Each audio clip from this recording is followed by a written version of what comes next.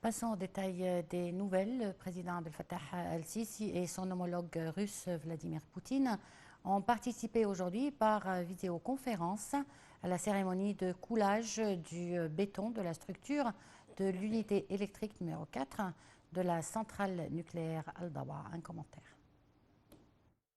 Le président Abdel Fattah el-Sisi et son homologue russe Vladimir Poutine ont participé aujourd'hui par visioconférence à la cérémonie de coulage du béton de la structure de l'unité électrique numéro 4 de la centrale nucléaire de Daba. Dans une allocution, le président a souligné que la crise mondiale de l'approvisionnement de l'énergie prouve l'importance de la décision stratégique prise par l'Égypte de relancer le programme nucléaire pacifique égyptien pour la production de l'énergie électrique. À cette occasion, le président a remercié tous ceux qui travaillent dans la centrale. Le président a d'autre part déclaré que l'Égypte écrit une nouvelle histoire en réalisant le rêve des Égyptiens à une centrale d'énergie nucléaire. Il a affirmé que l'événement constitue une nouvelle page éclairante du trajet de la coopération étroite entre l'Égypte et la Russie. De son côté, le président russe Vladimir Poutine a déclaré que l'Égypte est un ami et un partenaire stratégique de la Russie, affirmant que les relations bilatérales sont basées sur l'égalité et le respect mutuel. Il a indiqué que la construction de la centrale nucléaire en Égypte est l'un des plus importants projets des deux pays. M. Poutine a d'autre part précisé que le volume des échanges commerciaux entre les deux pays ne cesse de s'agrandir, ajouté qu'il a haussé de 20% au cours des derniers 10 mois de l'an dernier.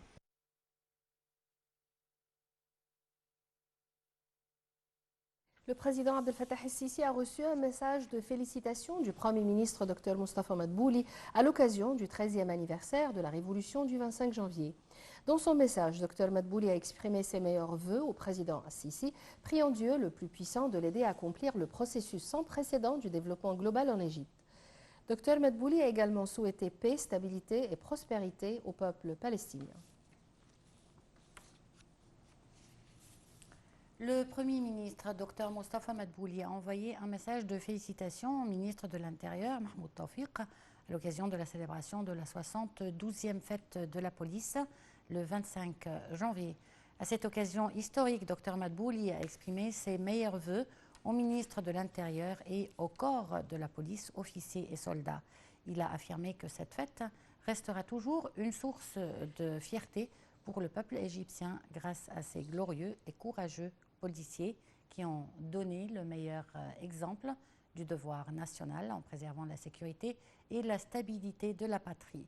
Dr Madbouli a d'autre part souhaité paix, stabilité et prospérité à notre cher pays.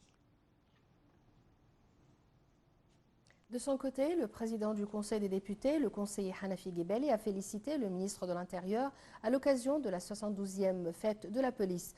Dans un message de vœux, le conseiller Gebeli a également félicité les officiers et les soldats de la police à l'occasion de cette glorieuse et historique fête. Il a prié Dieu, le Tout-Puissant, de les aider à préserver la sécurité et la stabilité de la patrie. Le président de l'Organisme général de l'information, Ziad Rachouane, a catégoriquement rejeté les allégations israéliennes, dont des propos récents du Premier ministre israélien, selon lesquels des opérations de trafic d'armes, d'explosifs et de munitions se sont infiltrées dans la bande de Gaza via l'Égypte. Les détails avec Shams Nemi. Le président de l'Organisme général de l'information, Ziad Rachouane, dit que l'Égypte a entrepris des mesures strictes pour détruire définitivement quelques 1500 tunnels qui se trouvaient tout au long des frontières et en créant une zone tampon dans la ville égyptienne de Rafah et jusqu'aux frontières avec Gaza. Il a ajouté que l'Égypte contrôle hermétiquement ses frontières avec Gaza et Israël.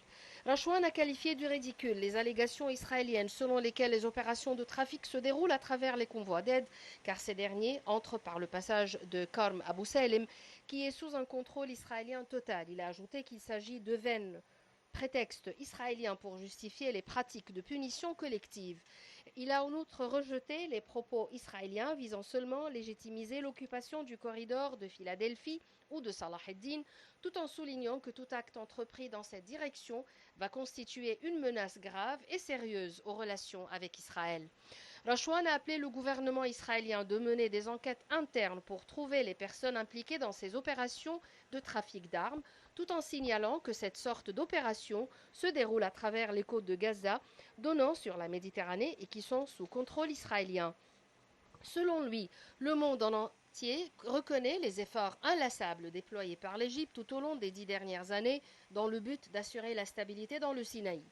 Il a ajouté que l'Égypte a tant souffert des séquelles des confrontations violentes avec les groupes terroristes après le renversement du régime de la confrérie des frères en juin 2013 et jusqu'en 2020.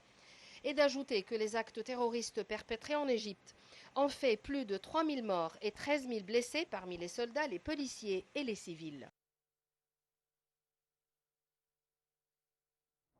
En marge de sa visite à Bruxelles,